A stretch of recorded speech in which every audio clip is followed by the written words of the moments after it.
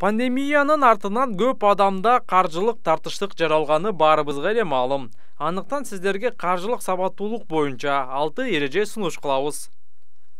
Биринчиси, тапканыңыздан ашык акча коротпоңуз. Эгер чыгашаңыз кирешеңизден ашып түшсө, эч качан койгон максатыңызга жете албайсыз. Материалдык жактан көп тапкан эмес, аз короткон адам бай болот. Ошондуктан арзандатуулардын артынан чуркаганды токтотуп, эң керектүү нерселерди гана сатып алыңыз. Экинчи, алдын ала каржы боюнча план түзүңүз, эсеп жүргүзүңүз. Бир айга материалдык чыгым талап кылчу нерселердин тизмесин жазып, анын ичинен абдан зарылдарын гана калтырыңыз.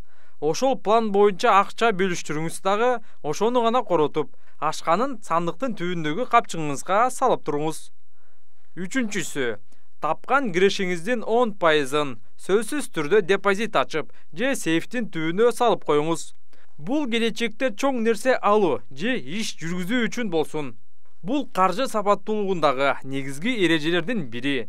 Акырындык менен 10%-ды 20-30-га көбөйтсөңүз болот. Төртүнчү, максат коюңуз. Эң биринчи кезекте акчаны өзүңүздү өнүктүрүүгө коротуңуз. Бул дагы инвестиция. Окуп үйрөнүүгө, өзүн өстүрүүгө эч качан кеч эмес. Бешинчи, жаңы каржы булактарын да караштыра жүрүңүз. Бул акчанын артынан саят түшүп, жаныңызды карч уруңуз дегендик эмес. Болгону пайда алып келчү жаңы нерселерди жасап көрүүдөн тартынбаңыз. Алтынчысы, эми мунун баарын ишке ашырыңыз. Ой менен баарын кыйратып, бирок практикада эч нерсе жок отуруп калбай, аракет кылыңыз. Жылуу орундан козголуп, ишке өтүңүз. Ийгилик.